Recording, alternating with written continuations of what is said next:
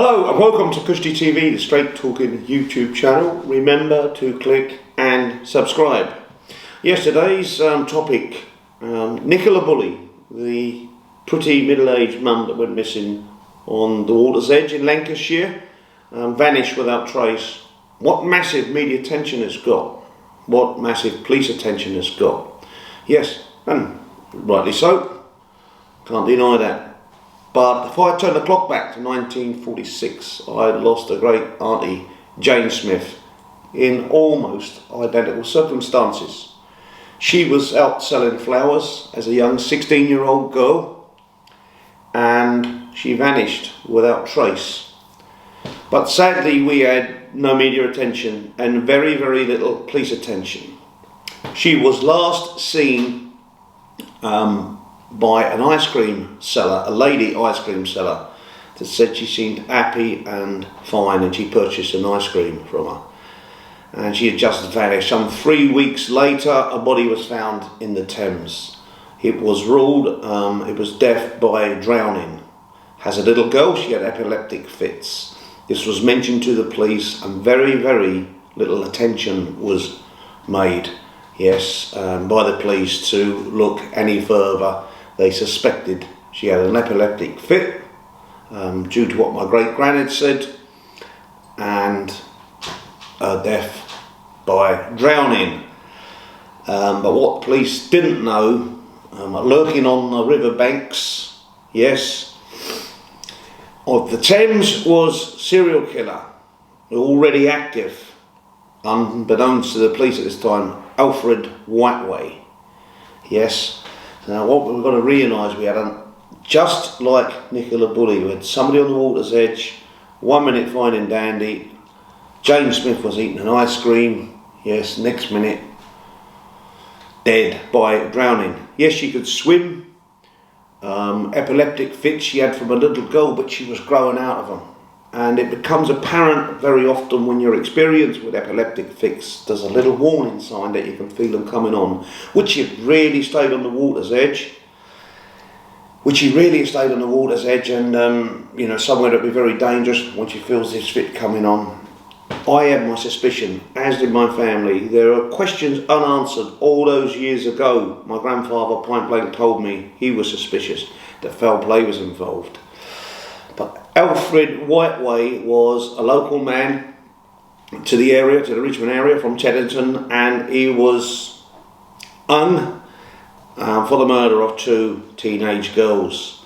But it was evident that he had committed rapes in Richmond and attacks prior to that. And he once said in a prison letter from his prison cell that he deserved hanging for previous crimes he had done, and no other murders were known about, but he had written to his mum and he said he deserved hanging for previous crimes he had done. But I can't outthink, his MO was to render girls unconscious, either if he was a strong lad, by force of punch, or he's even picked up things like pieces of wood and bricks and rendered them unconscious. And I can't help think that he may have rendered my great auntie unconscious in her attempt to free herself from him. Yes, apparently he had a way, not a bad looking lad, and he had a way of chatting nicely to the girls. Did he chat up my auntie in a nice, what seemed like a nice way, and she then rejected his advances, yeah, and he rendered her unconscious.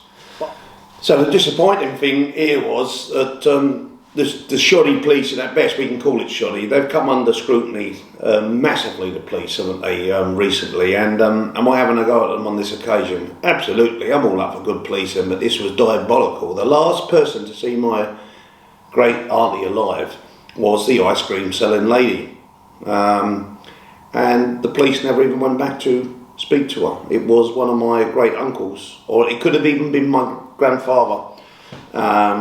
It was one of my great grandsons, to say that. So it was even my great uncles or my grandfather that went back to see where the young sister was and see what they could discover. And it was the ice cream seller that had seen her, the only person they had met that had seen her and see her in good form and happy and, you know, eating ice cream. People are normally happy when they're eating ice creams.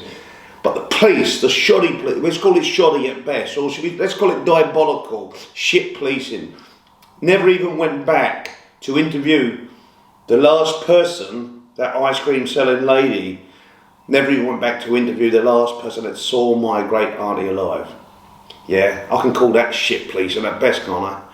Yes, and it was deemed death by drowning, and it only then emerged that this one of the biggest cases to in Britain, called the towpath killer, Alfred Whiteway, had murdered 2 young girls of a similar age, both 16 and 17 respectively.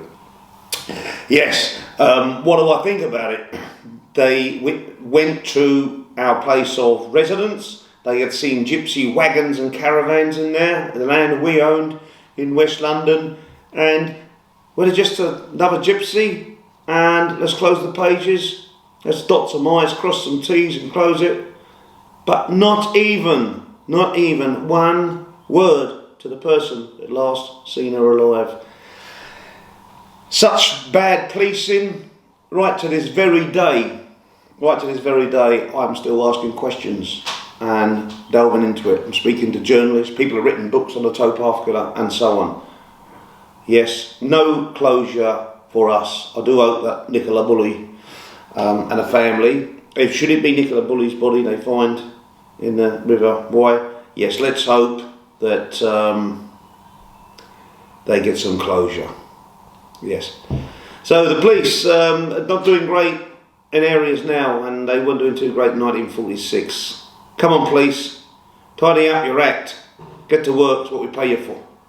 Thanks for tuning in.